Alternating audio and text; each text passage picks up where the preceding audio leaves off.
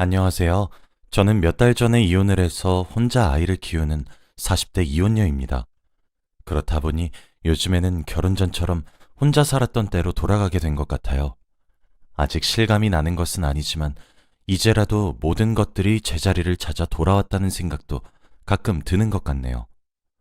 아이와 함께 지내다 보면 마음 한켠에서는 아직도 우라가 치밀어 오를 때도 있고 가슴속이 텅 비어버린 것 같을 때도 있지만 그래도 아이의 얼굴을 보며 잘 참으면서 지내고 있습니다. 그런데 이렇게 참기만 하다가는 속에서 병이 나도 크게 날 것 같아서 이렇게 익명으로 글로 제 속마음을 말하고 싶어 사연을 보내게 되었습니다. 저와 남편은 결혼한 지 10년 차였습니다. 처음 3년 정도는 정말 행복한 결혼 생활을 보내고 있었어요. 그런데 결혼한 지 4년째가 되던 해부터 주말 부부를 시작해야만 했습니다. 저는 남편과 결혼을 하면서 직장을 그만두고 전업주부로 전향했었는데 3년 만에 아이가 태어나기도 했고 남편의 직업 특성상 자꾸 발령을 받아 지역을 계속 옮겨 다녀야 했기 때문에 저는 부산에 남아서 아이를 돌보고 남편은 주말마다 집으로 들어오기로 약속을 했습니다. 아무래도 잦은 이사를 해야 하기도 하고 추후에 아이가 학교에 입학해서 생활을 하게 되면 교우 관계도 많이 걱정스럽기도 했거든요. 남편은 2주에 한 번씩은 꼭 올라오겠다고 했고 못해도 한 달에 한 번은 꼭 올 수 있게 하도록 하겠다며 약속을 했죠. 저와 아이는 부산에 머무르기로 했고 남편은 전국 팔도로 옮겨 다니며 일을 했습니다. 가족들과 떨어져서 혼자 지낼 남편 생각이 많이 나서 정말 짠했어요. 그런데 저도 집에서 아이와 단둘만 남겨지게 되잖아요. 아무리 상황이 어쩔 수 없었다 치더라도 두 돌도 되지 않은 아이와 저만 집에 혼자 남겨지니까 정말 힘들더라고요. 24시간 도와주는 사람 아무도 없이 집에만 박혀 애기 울음소리를 듣고 있으니 아무래도 저도 사람인지라 우울증이 갑작스럽게 찾아왔습니다. 그렇게 주말 부부를 하기 시작한 지 2년째가 되던 해 한계가 오더라고요. 그리고 제 짜증은 남편에게로 향했습니다. 사실 남편도 몸도 피곤하고 외로워서 힘이 들고 그럴 텐데 그 당시 저는 남편을 이해해주고 싶지 않았거든요. 점점 부부 사이가 삐걱거리기 시작했어요. 근데 문득 이러면 안 되겠다는 생각이 들기 시작했습니다.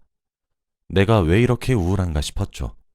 그래서 아직 어린 나이였지만 아이를 유치원에 보내기 시작했어요.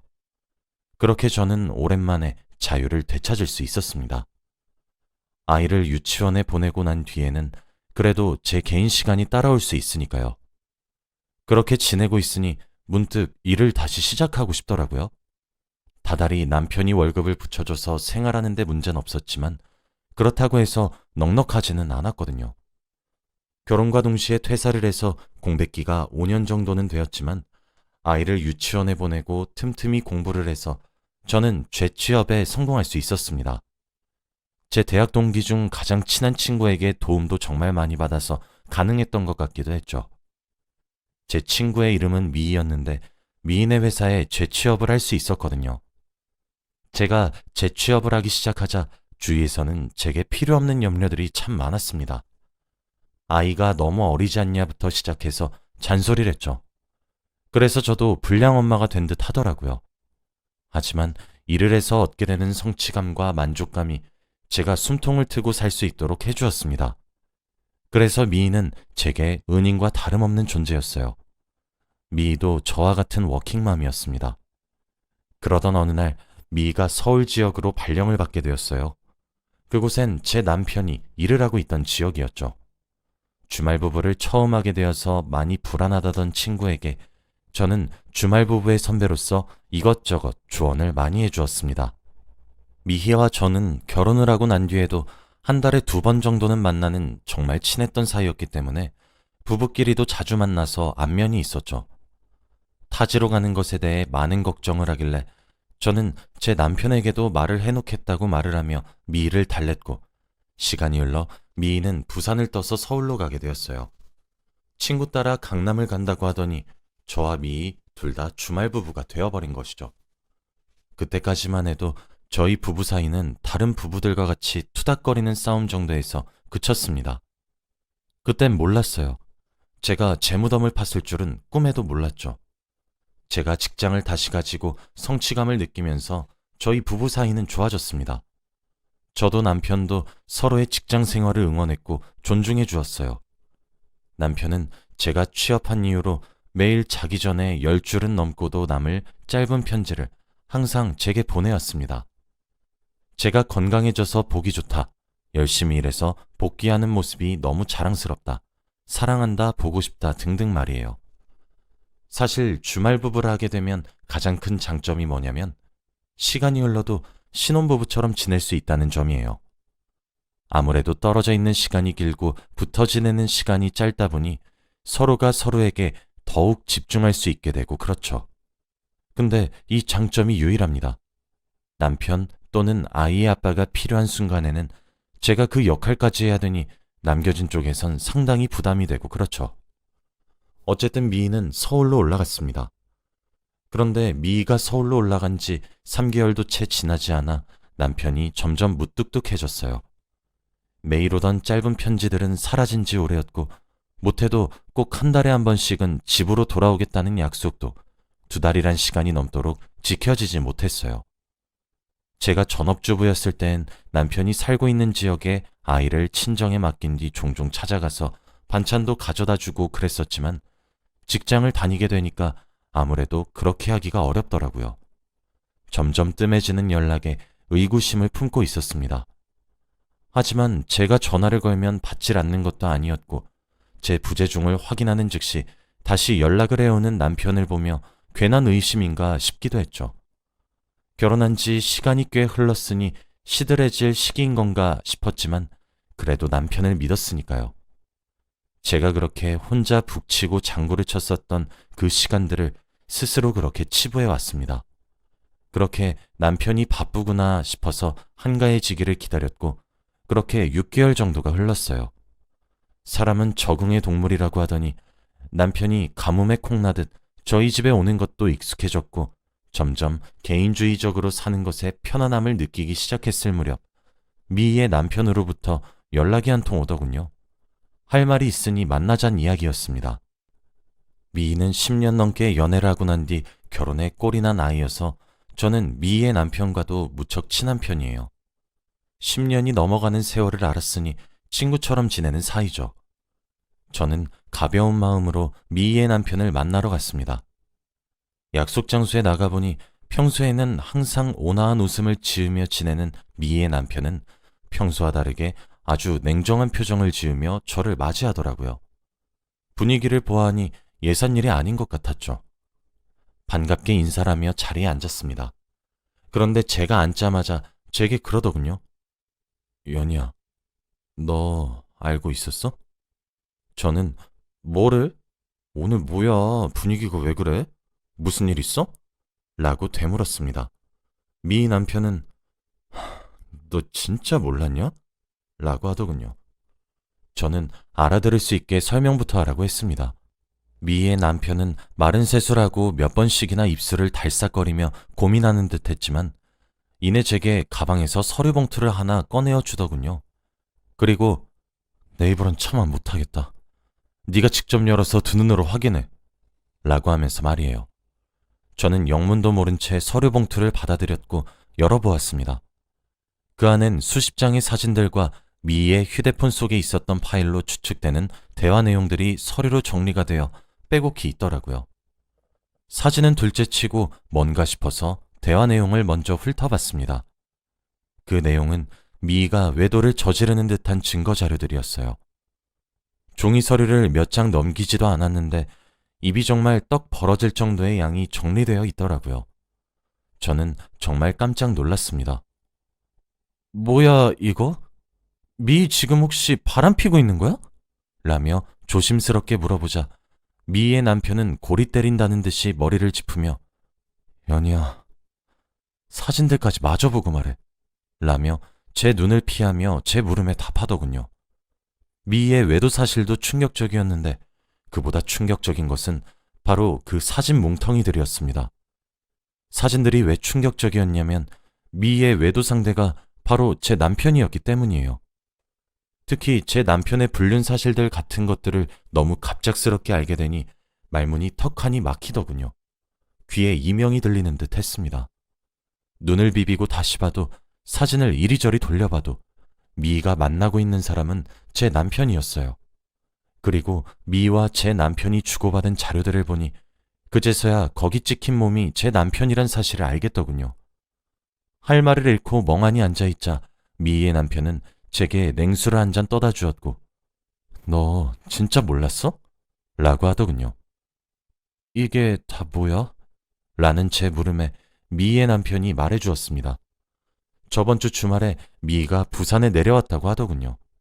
그런데 하루 종일 휴대폰을 끼고 사는 모습이 뭔가 그날따라 쎄했다고 합니다.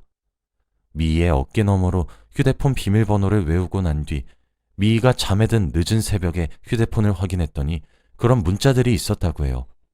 그때가 기회라고 생각해 대화 장면 하나하나를 직접 일일이 사진으로 찍어 남겨뒀다고 합니다. 그런데 그 말에 제 눈물이 터졌습니다. 그 이유는 저번 주에 제 남편도 부산으로 내려왔기 때문이에요. 아무튼 미희의 외도를 알게 된 미희 남편은 바로 회사에 모아놨던 연차와 휴가를 낸 뒤 본가에다가 딸아이를 맡기고 서울로 올라갔다고 합니다. 그리고 약 일주일간 잠복했다고 해요. 미희가 저희 남편 집에 들어가는 것, 저희 남편이 미희의 집에 들어가는 것, 그뿐 아니라 둘이서 데이트를 하며 손을 잡고 입을 맞추는 모든 사진들을 본인의 손으로 그들을 쫓아다니며 찍었다고 하더군요. 처음에는 너무 화가 나서 눈앞이 새하얘질 정도였다고 합니다. 그런데 그 둘의 뒤를 쫓아다니며 사진을 찍는 자신의 모습이 초라했고 서글펐다고 하더군요. 그래서 찍을 만큼 사진을 찍고 난 이후 다시 부산으로 내려왔고 서류를 정리한 뒤 바로 제게 잠시 만나자고 한 거였다고 해요. 그 자리에서 정말 온몸에 힘이 다 빠질 정도로 엉엉 울었습니다. 미희의 남편은 그렇게 울고 있는 저를 바라보고 한숨만 푹푹 쉬더군요. 그러면서 제게 말했습니다. 연희야, 내가 이거 너한테 말한 이유가 뭐냐면 나 미희랑 이혼할 거야. 그리고 미희의 내연남인 네 남편에게 상간남 소송도 걸 거고. 그런데 너랑 나랑도 10년이 넘어가는 세월을 알고 지냈잖아. 10년이 얼마나 긴 시간이냐?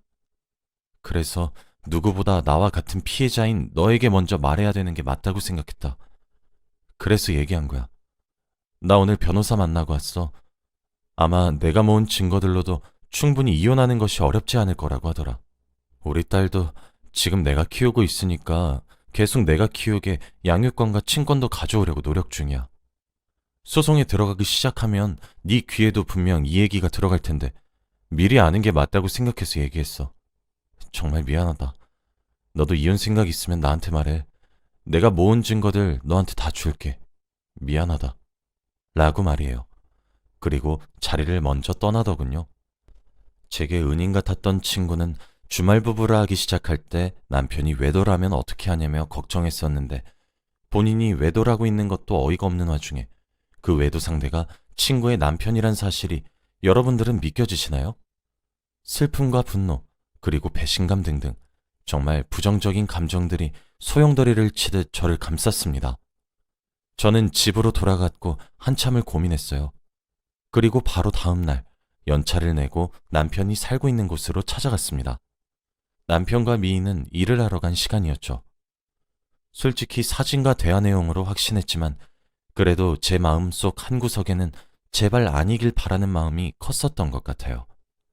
남편이 혼자 살고 있다는 오피스텔에 들어갔습니다. 사실 제가 신생아였던 아이의 육아를 도맡아서 했기 때문에 주말 부부라고 하지만 제가 남편을 만나러 간 횟수는 사실 거의 없다고 봐도 무방해요. 아무래도 아이가 없으면 모르겠지만 어린아이를 데리고 먼 길을 가는 것은 생각보다 힘겨운 일이거든요. 그래서 그랬던 걸까요? 저번에 알려준 비밀번호를 누르니 현관문이 바로 열리더군요. 그렇게 들어갔습니다. 남편이 혼자 살고 있음이 분명한 오피스텔엔 모든 것이 커플 세트로 있었어요. 거실화도 핑크색과 블루로 한 켤레씩 있었고 침대에 가보니 커플 체크무늬 잠옷이 널브러져 있더군요.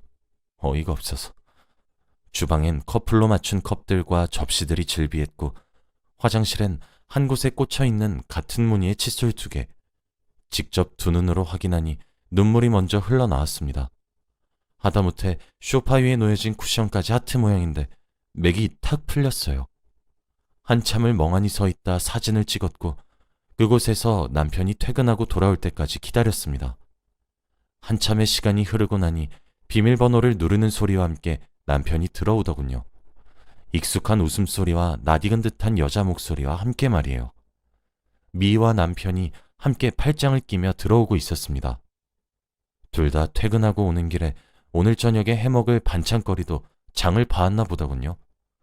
저를 보자마자 귀신을 본 듯한 반응을 내비치며 사색이 되는 남편을 보고 있으니 기가 막히더군요.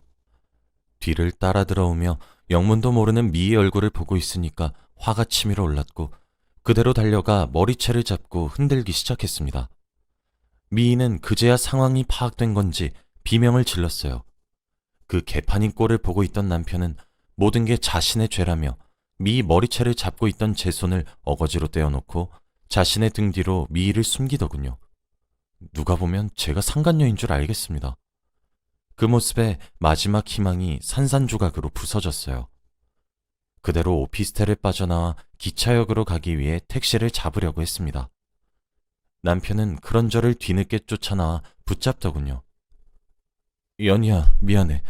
내가 잠시 정신이 나갔었나 봐. 정말 실수했어. 아니 그게... 정리할게. 조금만 기다려줘. 라며 자신이 무슨 말을 어떻게 짓거리는지도 모르는 눈치인 남편을 물끄러미 보다가 말했어요. 내가 당신 불륜 사실을 누구한테 들었는 줄 알아? 미 남편이 말해줬어. 나한테 그러더라.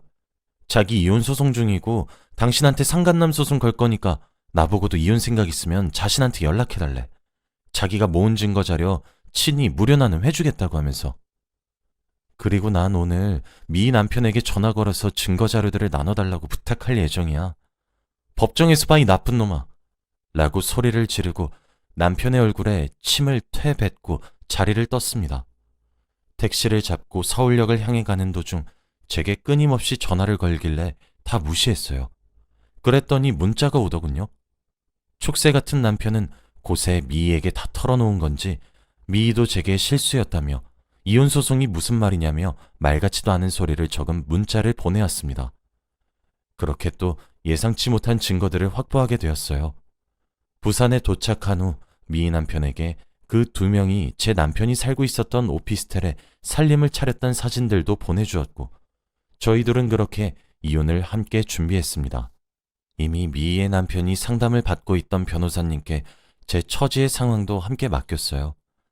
변호사님이 이렇게 기가 막힌 경우는 처음 본다며 혀를 내두르시더군요. 이미 미희의 남편에게 상황을 들어서인지 제 이혼 소송도 아주 순조롭게 진행이 되어 갔습니다.